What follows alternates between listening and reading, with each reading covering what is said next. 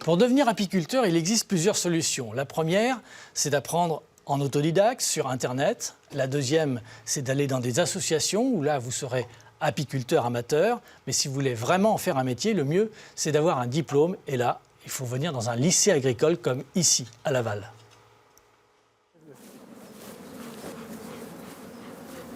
Voilà plus de 40 ans que l'on enseigne l'apiculture au lycée agricole de Laval. Ici, l'on forme des jeunes qui veulent s'installer et vivre du métier. La réglementation impose d'avoir au moins 150 à 200 ruches. Au bout d'un an, et après des stages chez des professionnels, les élèves obtiennent un diplôme reconnu.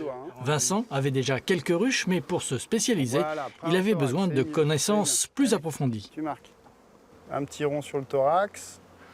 Donc là, vous avez une reine fécondée, marquée, avec ses accompagnatrices. Je veux m'installer pour produire de la gelée royale et du miel. Et, pourquoi pas aussi faire de l'élevage de rennes par la suite. Bon. Vas-y, soulève. Rudy, tu fais le demi-tour. Vas-y. Dans ce lycée, le seul de la région à dispenser cette formation pour l'instant, on apprend à produire du miel, mais aussi à élever des rennes et à les sélectionner. Super. On réserve des colonies pour l'élevage de rennes, pour faire des futures reines d'autres colonies.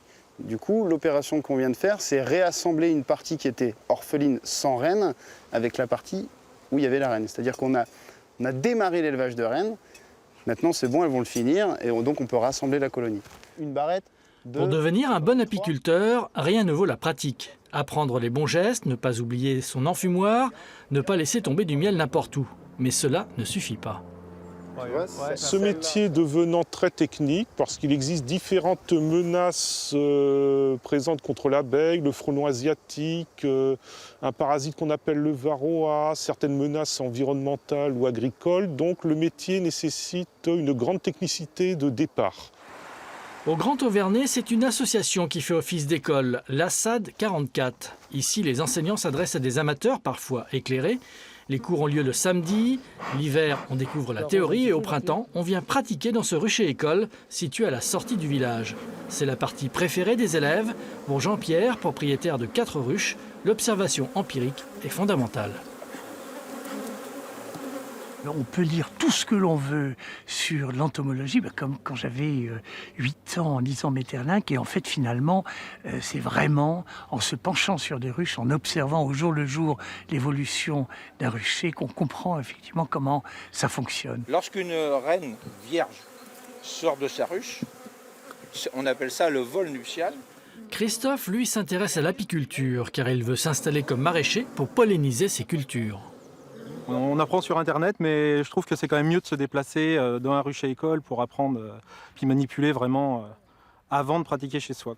Mais à l'ASAD, on insiste beaucoup sur le bien-être de l'abeille et ça correspond aux besoins des élèves. On en a un paquet.